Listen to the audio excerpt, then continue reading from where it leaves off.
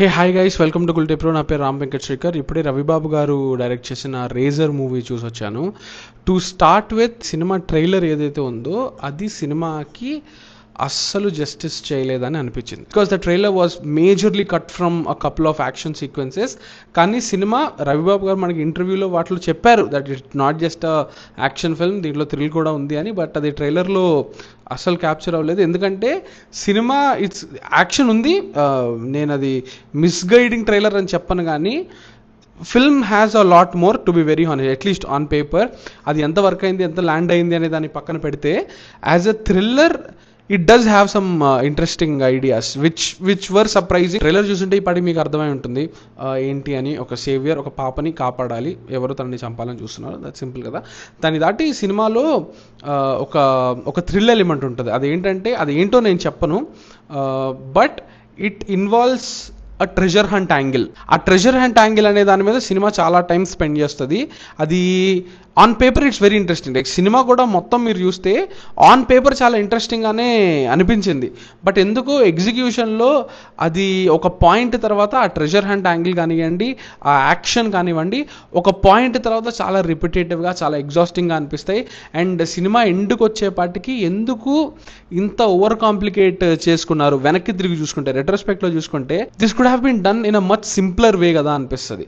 ఒక ఆలోచిస్తే, ఇప్పుడు లాజిక్లో ఎన్ని కూర్చుని ఆలోచిస్తే చాలా విషయాలు ఎందుకో అన్నెసెసరీగా కాంప్లికేట్ చేసుకున్నట్టు అనిపించింది సినిమా. అంటే ఇప్పుడు ఏదన్నా ఒకటి జరగాలనుకోండి, దానికి there is no simple way. దాని కాంప్లికేటెడ్ వేలోనే తీసుకెళ్ళాలి అంటే దానికి ఒక నీడ్ అనేది ఒకటి క్రియేట్ అవ్వాలి కదా. అది ఎందుకో రేజర్ సినిమాలో కావాలని ఆ నీడ్ క్రియేట్ చేసినట్టు ఉంటుంది తప్ప అది జెన్యూన్గానే వచ్చినట్టు అనిపించదు. దాన్ని ఇంకా మనం స్మార్ట్ చేద్దాం, ఇంకా కష్టం చేద్దాం, పజిల్ అనే దాన్ని ఒకటి కలిపి పెట్టడానికి. యాక్షన్ కూడా ఒక పాయింట్ తర్వాత అని కాదు, like literally first action sequence మొదలవ్వడమే ఆల్మోస్ట్ ట్రైలర్లో చూపించినట్టు కాళ్ళు కట్టయిపోయేది, చేతులు కట్టయిపోయేది, తలాగిలా. అంటే ఎందుకు అనే ఒక ఫీలింగ్ కలుగుతుంది. After one point the violence doesn't have any meaning. చాలా మీనింగ్లెస్ వైలెన్స్గానే ఉంది కదా అనిపిస్తుంది. ఇప్పుడు పాపని కాపాడడం ఈజ్ అజెండా, బట్ దానికి ఎందుకు ఇంత violence? Okay, is it just stylistic choice?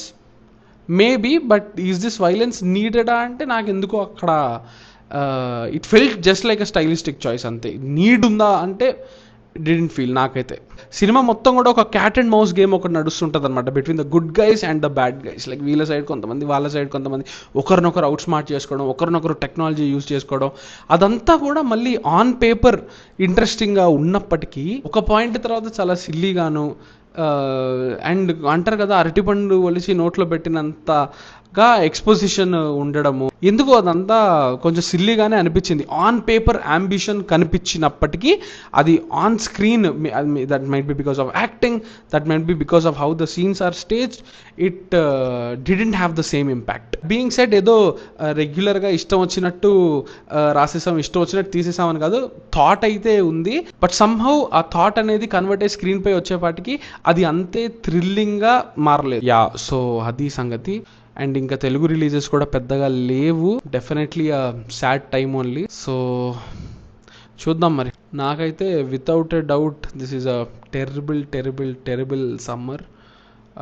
ఏం చెప్తాం, ఇంకా అన్నీ అందరికీ తెలుసు. Very boring and tiring time to be film lover. అందుకే అనుకుంటే జనాలు కూడా సినిమా నుంచి మూవ్ ఆన్ అయిపోతున్నారు.